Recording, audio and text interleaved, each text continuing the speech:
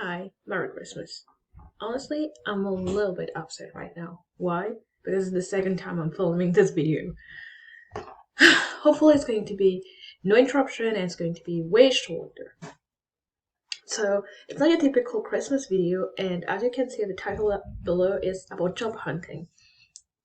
So, I know many of you, when you finish school, you're just like, oh my god, I can't have a job, or I can't get a job in my field. Like, everyone wants to get a job in their field, especially for Canadian or for anyone. It's just you want to get a job, but for international it's also because they want to get their PR. Bear in mind that you don't have to get a job in your field to get your PR, but that's another story.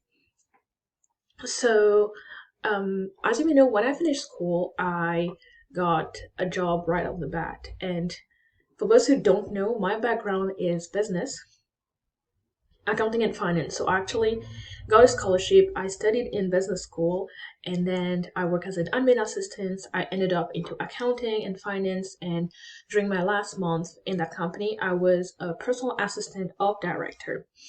So during that, after school and work, so it was a 2 year before I actually applied to being a web developer at Georgian. So like I said, for those who say like, oh my god, I didn't go to school right off the bat, it's totally okay.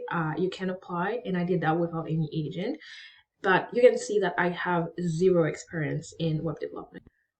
I thought I had to record for a third time. Oh, that's good. There's no third time. I love my girls.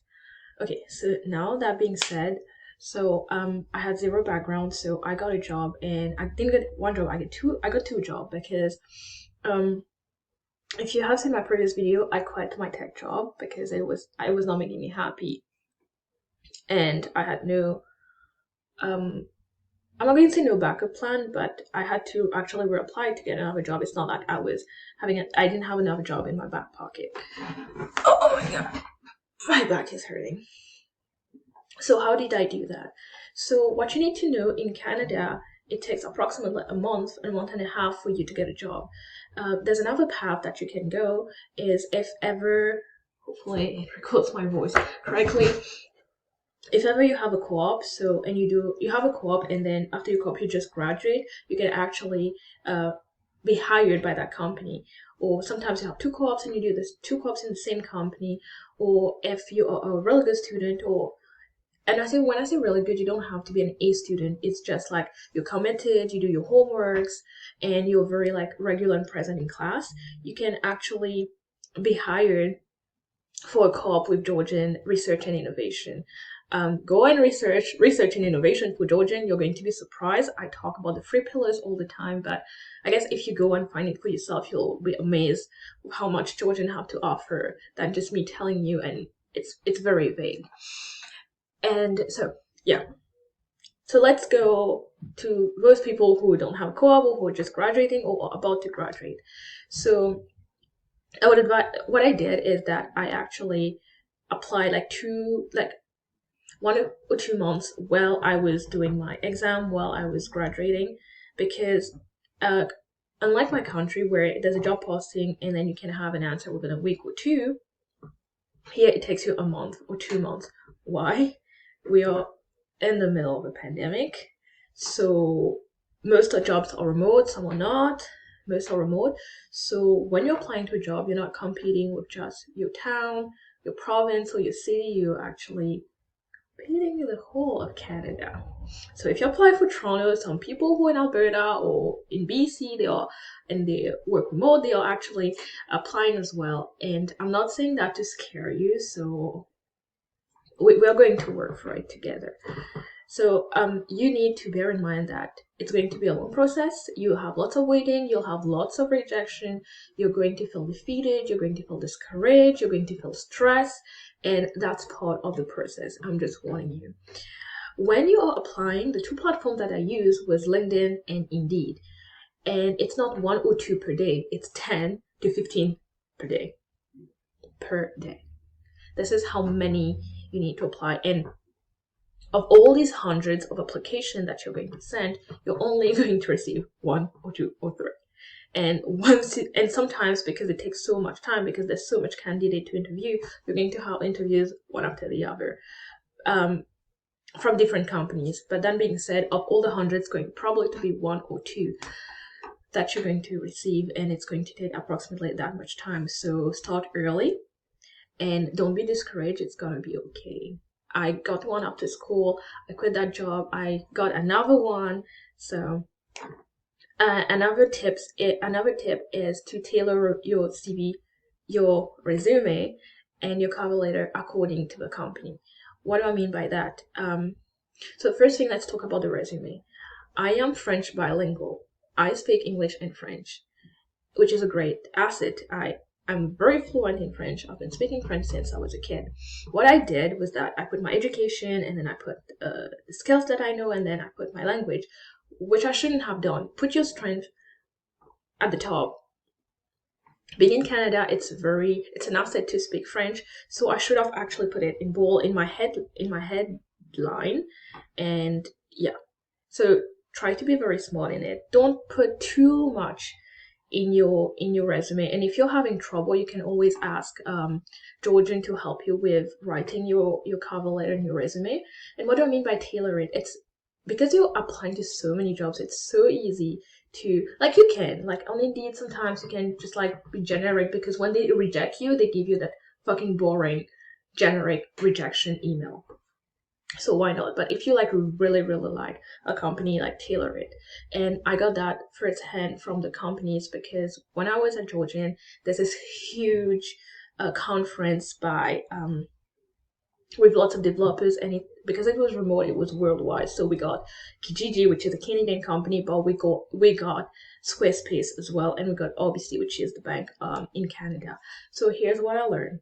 So for Kijiji and Squarespace, it's about creativity. So for example, if Kijiji is asking you, oh, do you do Photoshop for logos and graphics and everything, and you don't do Photoshop, but you have GIMP, in your cover letter, you can be like, oh, you're asking for this to make logo, and this is what it is about my two, like, everyday tasks. I don't have Photoshop, but I have GIMP, and this is what I've learned from GIMP that can serve you. So in this way, it can help as well. So Squarespace and Kijiji are very creative. So know the company that you're applying and the culture. When it comes to RBC, they are very technical, and the director herself hid that. So it's very Angular, JavaScript, React. However, what she mentioned was that if you don't have Angular, you have React, just tell in your cover letter, I don't have Angular, but I have React, and I can do this, this, and that. When you're doing, for example, I know .NET is used very often to build application. Be like, oh, I've done .NET, so this is the application I've built, this is the project I've been working on, this is how I think it can solve. For an e-commerce, you use Stripe, so I've like, just forecast what you've learned. Which bring me to my next tip, which is, lots of the time, entry level ask for 2 years. You're just like, but it's an entry level. Why is it 2 years? So the 2 years that you spend in school can work towards that. But one thing which is very important is that, and I'm going to jump on how I got my second job. When I applied, I actually applied for an admin. But when I was talking to them, they were like, oh, this is a marketing company, so this is what the company does. And I understood what they were saying. When they could talk about SEO, I was like, okay, so I know a little bit about SEO. I use Yoast, and how I use Yoast is because I volunteer into another company when I was in school. Very important to make network and to gain experience is to volunteer. So it was like, oh, I know Yoast, but we don't use Yoast, we use this. I was like, okay, I did WordPress, so and whatever he was talking to me, I actually understood what he was saying. When he was talking about Google Campaign, it's like, oh, okay, I use that. And be honest. I was like, oh, you know what? I use Google Console. I did Google Campaign. Oh, but I didn't do Google Analytics. So be honest. Your personality plays a lot. Honesty plays a lot.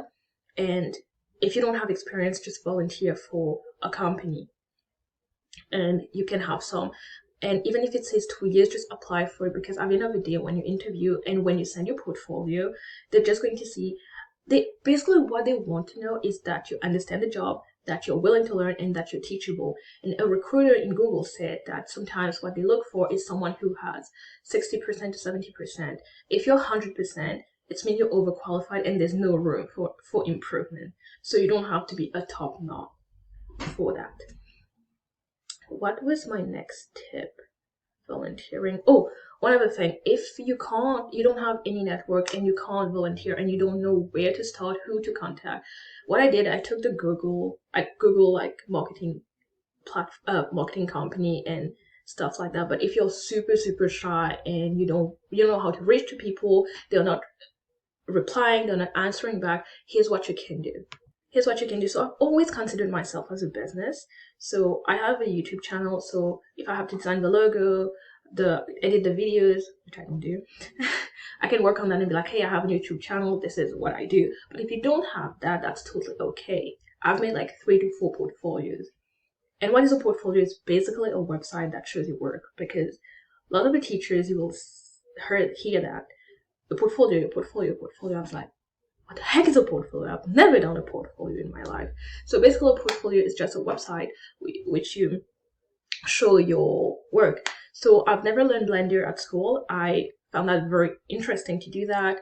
I've learned Kabum.js and I'm trying to work onto that. I did my actual portfolio I did with Node.js, HTML, and not CSS. It was HBS. So I would advise you to do it from scratch, but if you want to do on WordPress, why not? It's just really to showcase. So in this way, like, you don't have experience with a company, but you have quote unquote works on project, you have the skills. I'm not going to tell you to go on Upwork or whatever. Maybe you're too shy and you don't have enough confidence in you to go to Upwork and be like, hey, I can do the work. I've struggled with that a lot, which is imposter syndromes. I just get the impression I'm not going to do a good job. So work on yourself, work on your project. If you fail, it's just you know, like, it's not like a boss who's going to shout out to you, whatever. So do that and then go and showcase your work. Well, I'm actually happy. The first one was 15, this one is 12. If you have any questions, please leave it in the comment down below. I don't usually ask that, but I'm going to ask you please to subscribe and to hit the notification bell, because turns out that it helps my watch time and my ranking, which would be so great for me. And if you want to give me a Christmas gift, it would be that Christmas gift. That being said, happy birthday to Jesus, Merry Christmas to everyone, and Happy New Year if I don't upload up until then. Bye.